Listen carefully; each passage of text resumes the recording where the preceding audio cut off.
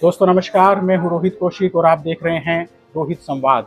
रोहित संवाद में आज हमारे साथ उपस्थित हैं मुजफ्फरनगर के लोकप्रिय सांसद हरेंद्र मलिक जी। हरेंद्र मलिक जी ने छात्र राजनीति से लेकर सांसद बनने तक राजनीति में एक लंबा सफर तय किया है। आप जनता से लगातार संवाद स्थापित करते रहते हैं, आप जनता से लगातार मिलते जुलते रहते हैं। लोकसभा चुनाव से पहले भी जब हम लोगों से चर्चा करते थे तो लोग स्पष्ट ये कहते थे, जनता स्पष्ट ये कहती थी कि अगर मुजफ्फरनगर में कोई डॉक्टर संजीव बालियान को हरा सकता है तो वो हरेंद्र मलिक जी हैं। आज हम कुछ महत्वपूर्ण बिंदुओं पर मलिक साहब से बात करेंगे। मलिक साहब, स्वागत है आपका। धन्यवाद। लोकसभा के पहले सत्र में आप उपस्थित रहे और अखिलेश यादव जी और राहुल गांधी जी ने जिस तरह की बेबाक टिप्पणियां की, बेबाक भाषण दिया, उस पर प्रधानमंत्री नरेंद्र मोदी ने जो टिप्पणी की, जो उनका बिहेवियर रहा, जो उनका व्यवहार रहा, आप उसको किस रूप में देखते हैं? मैं 6ठी बार किसी सदन में गया, 4 बार विधानसभा में रहा, 1 बार राज्यसभा में रहा, 6ठी बार लोकसभा में। मैंने किसी सम्मानित नेता सदन का ऐसा व्यवहार, ऐसा भाषण सुना नहीं। मुझे लगा, विश्वसनीय नहीं था कि ये माननीय प्रधानमंत्री बोल रहे हैं। देखिए, प्रधानमंत्री देश में सबके प्रधानमंत्री हैं और सदन में वो सबके नेता, उनके नाम के सामने नेता सदन लिखा जाता है। भाषण का स्तर मैंने बता दिया। प्रधानमंत्री की गढ़ी बातें अनुकूल नहीं, संसदीय परंपराओं के अनुकूल नहीं था। कोई साधारण सदस्य भी इस प्रकार बोले तो भी गरिमा में नहीं कहा जा सकता। क्या आपको लगता है कि इस बार मजबूत विपक्ष होने के कारण सत्ता पक्ष की राह इतनी आसान नहीं होगी?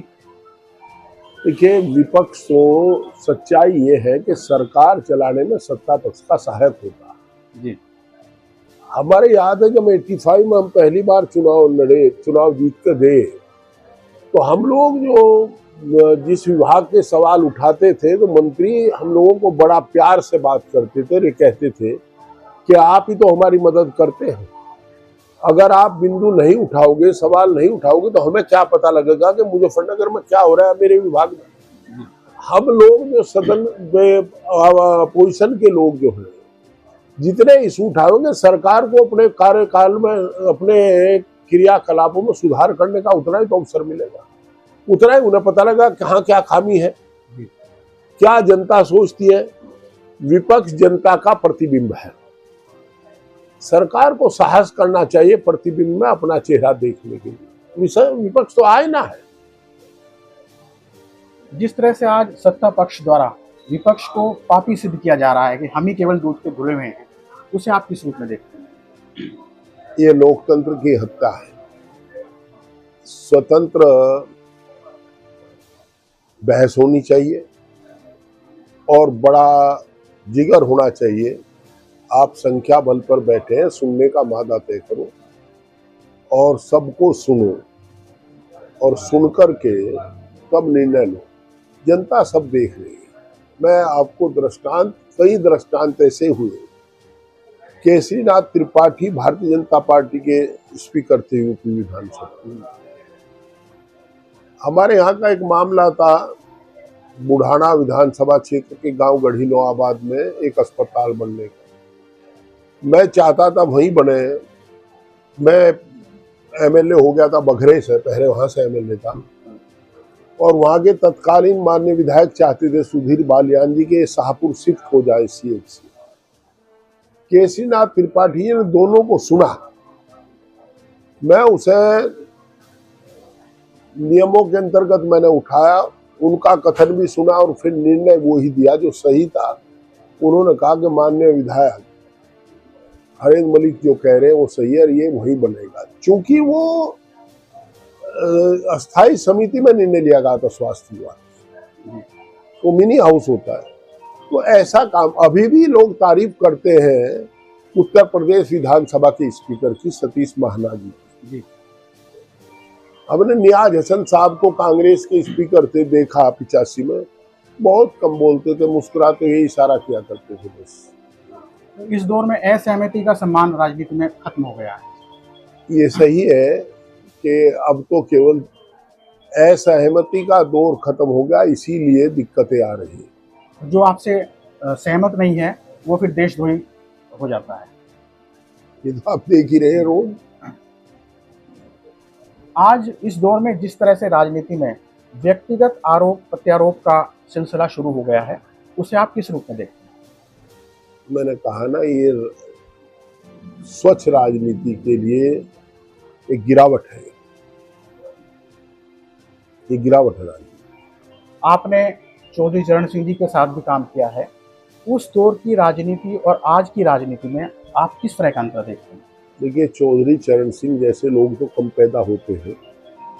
मुझे उनके साथ काम करने का मौका तो नहीं मिला, पर उनके नेतृत्व में काम करने का मौका मिला। मैंने उनके नेतृत्व में काम किया है और वो तो देवता थे।